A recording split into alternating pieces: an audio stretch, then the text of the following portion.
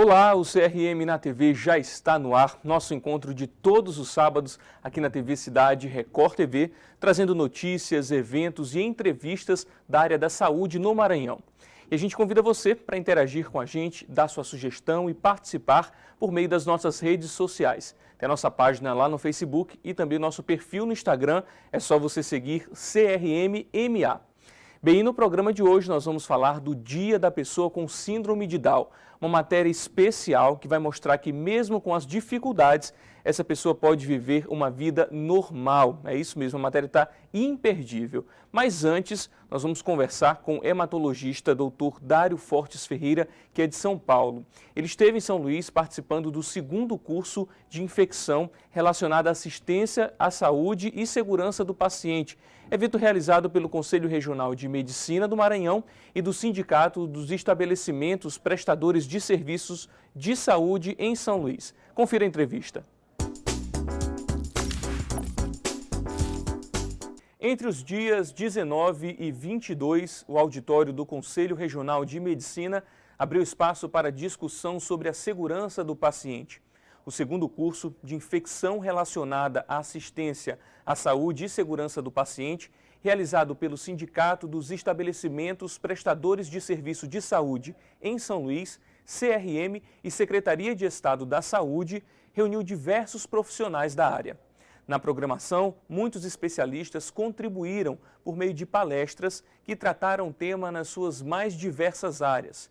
Entre os convidados, o hematologista Dr. Dário Fortes Ferreira, fundador e presidente do Instituto Brasileiro para a Segurança do Paciente, que é com quem a gente conversa agora. Dr. Dário, bem-vindo ao Maranhão. Obrigado por conversar aqui com a gente. Falando dessa questão da segurança do paciente relacionada às infecções hospitalares, é um dos grandes assuntos, um dos assuntos mais sérios da medicina, né? Atualmente, alguns estudos americanos mostram que falhas na assistência, o que antigamente a gente chamava de erro médico, são a terceira principal causa de morte nos hospitais no mundo, só perdendo de câncer e das doenças cardiovasculares. Então é um problema seríssimo e de difícil enfrentamento, mas que precisa ser enfrentado. E como que as unidades de saúde, os hospitais têm tratado isso no Maranhão, mas também no Brasil todo? Como que a medicina tem visto esse cenário? A ciência da segurança do paciente é uma ciência nova, uma ciência que nasceu aí no começo dos anos 2000 e, portanto, está surgindo. Diferente de pensar em cardiologia, em gastroenterologia, que são ciências bastante antigas e que têm muita coisa já feita. A ciência de segurança do paciente é nova, mas algumas coisas a gente já sabe. A gente já sabe que tem que montar processos hospitalares mais seguros, que a gente tem que criar dentro dos hospitais uma cultura em que as pessoas que trabalham nos hospitais e mesmo os pacientes estejam sempre preocupados com a segurança deles, sempre preocupados em que as coisas ocorram bem. E se a gente conseguir criar essa cultura, criar essa preocupação, esse estado de consciência de que alguma coisa pode dar errado a qualquer momento, se as pessoas tiverem consciência disso, com certeza a gente consegue melhorar os hospitais. Um exemplo é higienização das mãos, por exemplo, que há 2 séculos a gente já sabe que é bastante efetivo e muitos profissionais de saúde ainda não higienizam. Então, se todos passarem a cobrar dos profissionais que não higienizam, inclusive os pacientes, para que higienizem as mãos, a gente vai conseguir reduzir significativamente as infecções hospitalares. Doutor, então a gente está falando de um processo que envolve o paciente, o médico, o enfermeiro, a parte administrativa, os visitantes também, né? Todo mundo tem que estar envolvido nesse processo, né? Todos. O cuidado é fruto da atenção de todos, né? Inclusive, o paciente deixa de ser paciente para ser uma pessoa ativa, né? Antigamente, o paciente era aquele que sofria as ações que o médico, o enfermeiro faziam. Agora não, ele tem que ser uma pessoa ativa, que participa ativamente do seu cuidado, que decide o seu cuidado, que toma decisões junto com o médico, junto com a enfermagem, qual é o melhor tratamento, qual a melhor opção de tratamento, ativamente. O paciente deixa de ser paciente para ser ativo na relação. Ele participa aí, né, de todo esse processo. A gente está falando dessa questão então da segurança relacionada às infecções. Doutor, quais são os grandes problemas que isso pode trazer no tratamento de, eu volto a falar paciente agora só para a gente entender nessa didática, né? Mas quais são os grandes problemas que isso pode ocasionar para essa pessoa que está ali na unidade? As infecções hospitalares são graves, são geralmente as infecções mais graves que existem, porque elas são causadas por um dispositivo que está inserido no corpo humano, um catéter na veia, uma sonda na bexiga, e portanto é um caminho fácil para penetrar profundamente no organismo, e geralmente são infecções causadas por bactérias, por germes que são resistentes ao tratamento. Então o tratamento é muito mais difícil, o tratamento é muito mais lento, mais demorado e de maior gravidade. Então, prevenir infecção hospitalar é crucial para a gente conseguir melhorar esse índice de mortalidade alto aí causado pelas falhas na assistência. Bem, a gente está falando então aqui dentro de um evento, você veio convidado para participar aqui no Maranhão.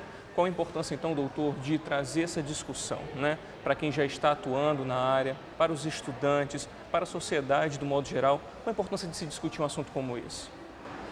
Infelizmente, as faculdades de medicina, as faculdades de enfermagem, as faculdades da área de saúde de maneira geral ainda não acordaram, não despertaram para incluir no currículo esse tema da segurança do paciente. Então, os alunos saem da faculdade de enfermagem, médico, sem saber nada de segurança do paciente.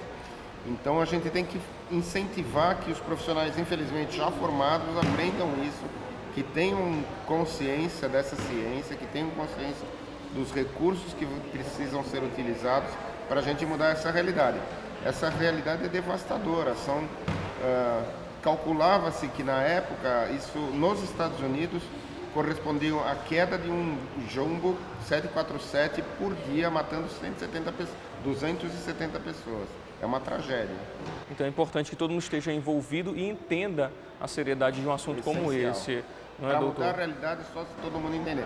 Inclusive a população em geral. A imprensa dá pouca cobertura a isso, né? E acho que vale a pena mudar do lado de cobertura dos erros médicos como uma coisa culpável para o erro médico, para a falha na assistência como um problema de saúde pública que precisa ser enfrentado. Como em diversos assuntos, inclusive relacionados à área da saúde, a falta de conhecimento ainda é o grande obstáculo aí? É o grande obstáculo, sem dúvida. Eu acho que eventos como esse ajudam a gente a diminuir esses obstáculos, mas ainda existem muitos. Quais são outros caminhos ainda que ainda estão sendo buscados, então, para que os profissionais, a sociedade tenha mais conhecimento e conhecimento dessa gravidade também? É capacitação mesmo, capacitação das pessoas, fazer com que as pessoas entendam a gravidade do problema e entendam que ele tem soluções, que não são soluções fáceis, mas que se existem soluções, existem alguns hospitais no mundo que conseguiram um alto grau de segurança, em que reduziram infecções hospitalares a um nível bastante baixo, quase eliminaram as infecções hospitalares, nenhum no Brasil ainda, mas existem alguns hospitais do mundo que conseguiram sucessos muito grandes. Acho que a gente tem que buscar imitá-los. E em que passos ainda está o Brasil aí em relação a isso? Nós estamos um pouco atrás.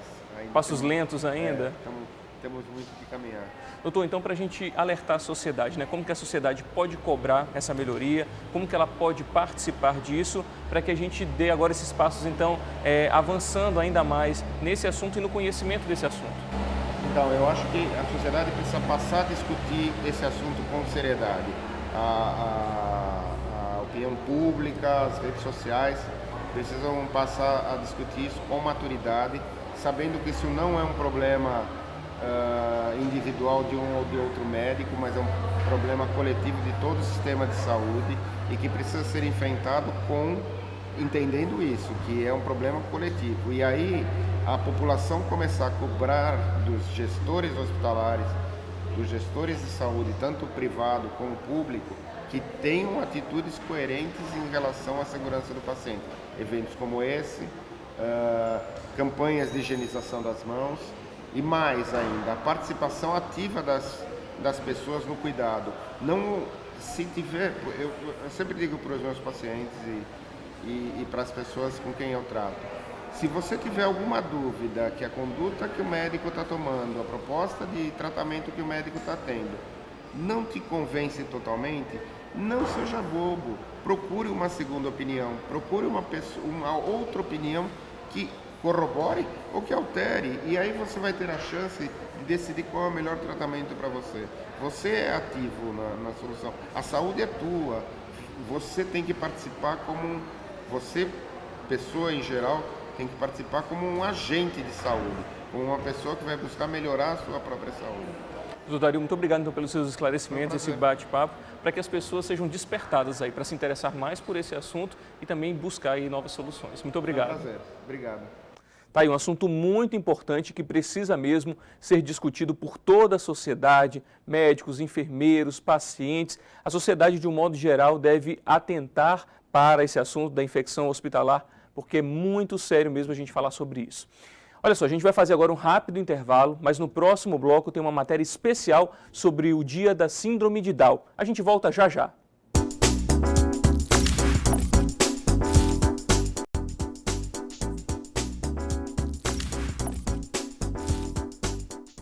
Já estamos de volta com o CRM na TV e no dia 21 de março, nessa semana, foi comemorado o Dia da Síndrome de Down.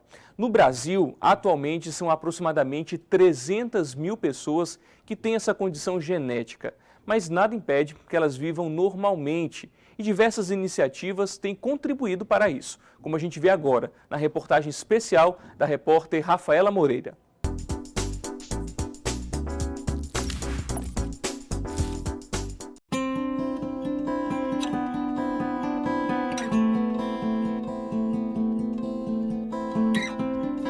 Uma condição genética que, segundo estimativas do IBGE, afeta pelo menos 300 mil pessoas no Brasil.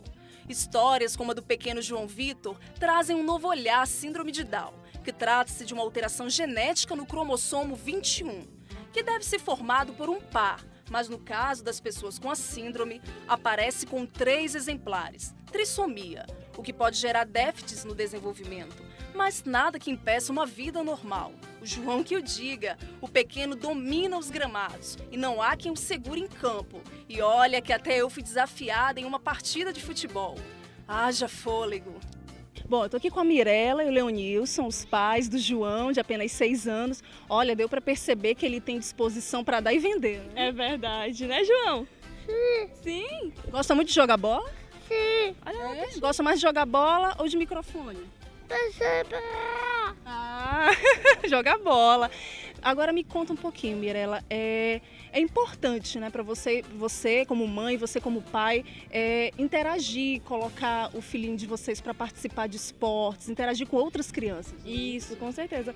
A gente busca não só a terapia que ele precisa fazer diariamente para o desenvolvimento dele, mas com a felicidade dele, né? A gente percebeu ao longo do tempo que ele ama a bola, então a gente buscou o futebol para não só ele se desenvolver, mas também ele ficar muito feliz. Ele ama estar aqui, né, João? Quer jogar bola? Sim. É? Tu gosta muito? Sim. Ah, que legal. Tu ensina a tia a jogar bola? E o papai? É, e o teu pai também? A síndrome de Down não é uma doença e não impede que a pessoa tenha uma vida social normal. Este educador físico de um centro de reabilitação explica essa importância.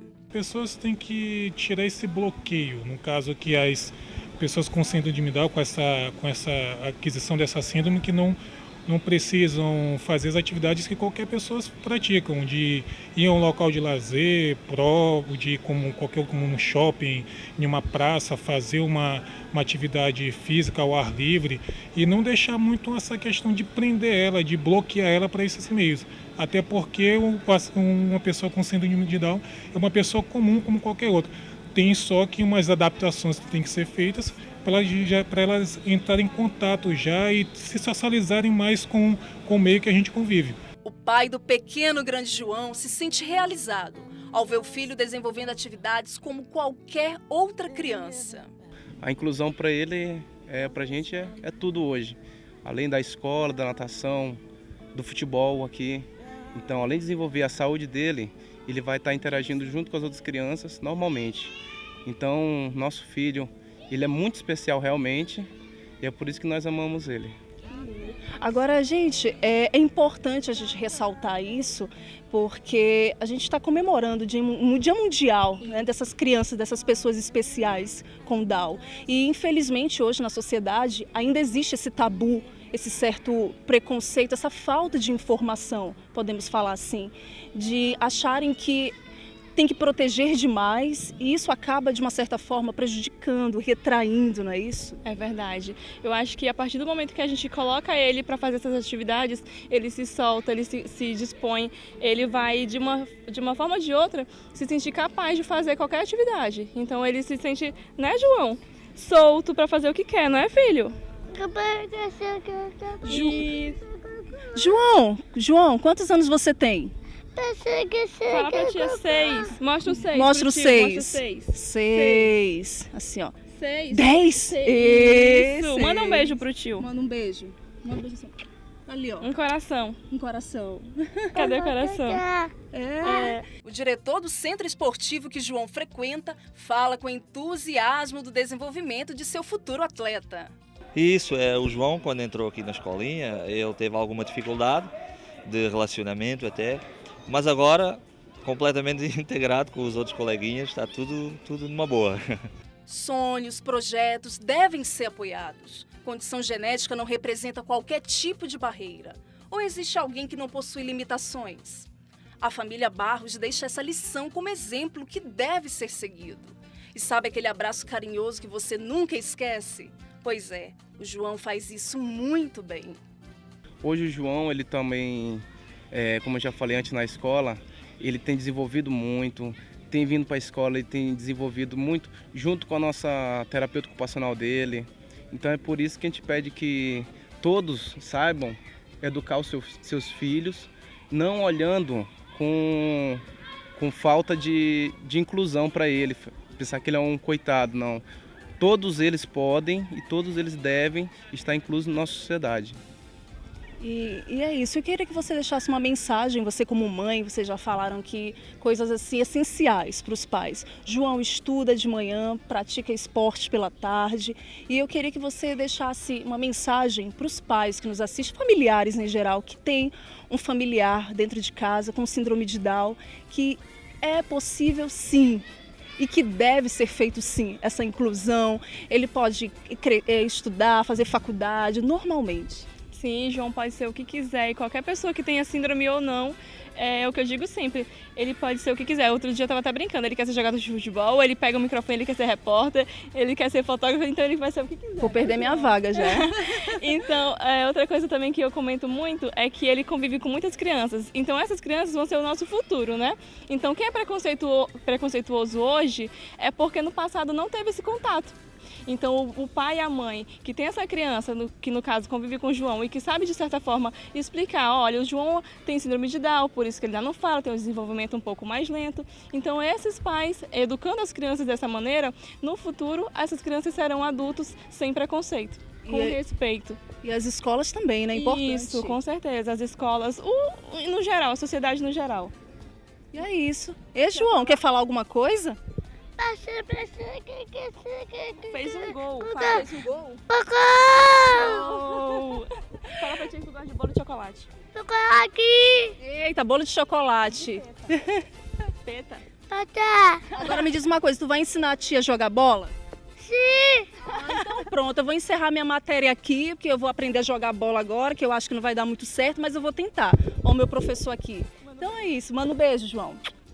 Manda um beijo lá assim, ó. Assim, ó, dá um beijo aqui na tia. Dá um beijo aqui na tia. Adorei te conhecer, tá bom? Oh, meu Deus.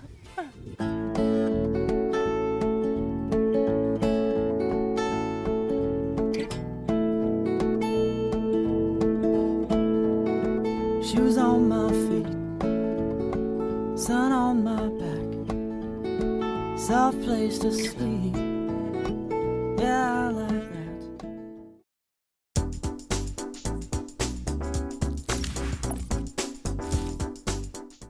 Daí você conferiu essa matéria especial, esclarecedora, mostrando como é possível uma pessoa que tem síndrome de Down ter uma vida normal. É importante a informação e esclarecimento para que a gente deixe o preconceito de lado, e a falta de informação é sempre prejudicial para os dois lados, né?